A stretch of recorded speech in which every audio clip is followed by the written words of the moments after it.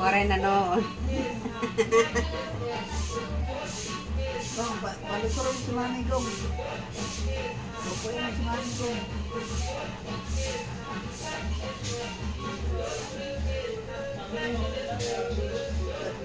Siguro nga may iwan.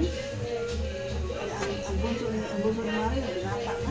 8 years old na yan. Di man ni mao nga andito ira tinining.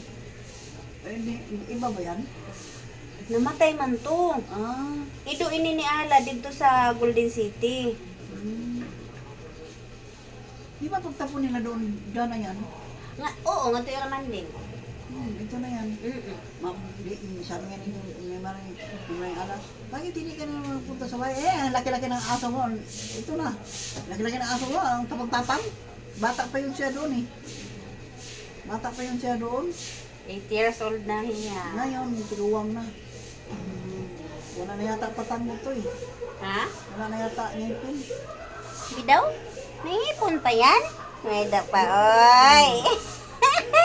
Weda pa mantik. Meron pa. May ngipon pa niya, oy. Ayan, oh. Laki.